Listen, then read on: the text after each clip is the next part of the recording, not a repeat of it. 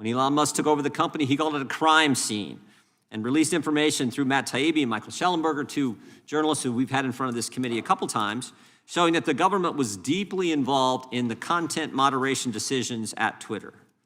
Then it was Facebook, where folks from the White House, Andy Slavitt, Rob Flaherty, were telling the company to take down posts that they disagreed with.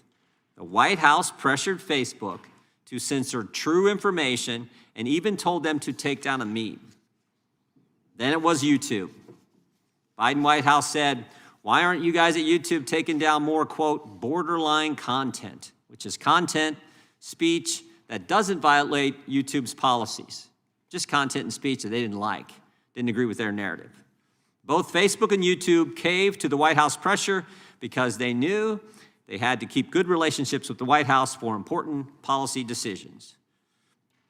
We call that coercion. Then we learned how they all teamed up, big government, big tech, big academia, working together to censor Americans in the lead up to the 2020 election through the Election Integrity Partnership and the Virality Project. This partnership, created at the request of the federal government, sent thousands of links directly to big tech to be censored. True information was targeted. Jokes weren't safe either. Even members of this committee were targeted. Congressman Massey, we've discussed that throughout this Congress in several different hearings. And it wasn't just conservatives. It was mostly conservatives, but it wasn't just conservatives. And yesterday we shared what we've uncovered about the White House pressuring Amazon. Internal Amazon emails are unbelievable. It says, think about this one. Is the administration asking us, we put this out in a Twitter thread yesterday, is the administration asking us, Amazon, asking us to remove books, or are they more concerned about search results or both? Stop and think about it. Government pressuring Amazon to ban books. Twitter, Facebook, YouTube, all this big combination to impact election, and now we find the same thing was happening, the same dynamic was happening at Amazon. Today's hearing, how the government is trying to take censorship to the next level by weaponizing artificial intelligence tools to limit speech in real time and at scale.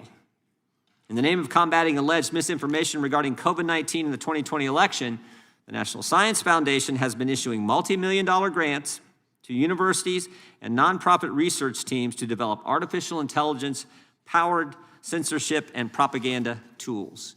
These tools can be used by government and big tech to shape public opinion by restricting certain viewpoints and promoting others. In notes from the University of Michigan's first presentation to the National Science Foundation about its NSF-funded AI-powered, called WiseDex tool, they said this, quote, so this is when the University of Michigan is making their pitch to the government to get taxpayer money. They said, our misinformation service helps policymakers at platforms who want to push responsibility for difficult judgment to someone outside the company by externalizing the difficult responsibility of censorship. Think about that last phrase, by externalizing the difficult responsibility of censorship. They said right up front what they want to do. They want taxpayer money coming to them so they can develop tools with AI to censor American speech. I don't know if it gets much scarier than that. Non-public documents obtained by the Select Committee reveal the disinformation researchers referring to their work as, quote, censorship in the slides they presented to the National Science Foundation. The National Science Foundation tracked reporting critical of its program, including an article written by Professor Jonathan Turley and by Ms. Richardson, one of our witnesses today. And they developed a specific media strategy they considered blacklisting, and they considered blacklisting conservative media. In one project proposal document to the National Science Foundation, the researchers explained the need for a, quote, proactive suite of human technologies to assist rural and indigenous communities, military veterans, older adults, and military families, all of whom the researchers claimed were unusually susceptible to misinformation campaigns online. I want you to digest that for a second.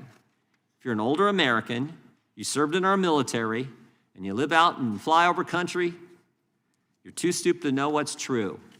And these guys wanted their tax money, our tax money, the very people they described, they took their tax money to develop tools to censor the people that they took the tax money from.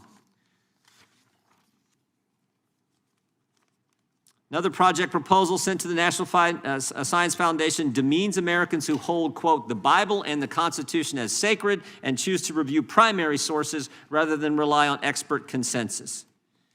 You think the Bible's sacred, you support the Constitution, and you review primary sources to think for yourself, you're the problem, according to the National Science Foundation, and they're going to give your tax dollars to entities developing software, developing this technology, this tool, to censor your speech.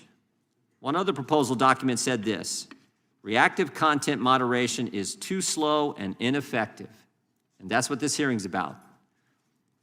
AI, which can censor in real time and at scale, should scare us all. The pattern we've seen emerging is deeply troubling, but for the work of this committee, we'd have never known about all the censorship going on, and now we're concerned, obviously, about how artificial intelligence can interact, can use these tools, develop these tools to censor and restrict American speech. I want to thank our witnesses for being here today, and with that, I would yield to the ranking member for an opening statement.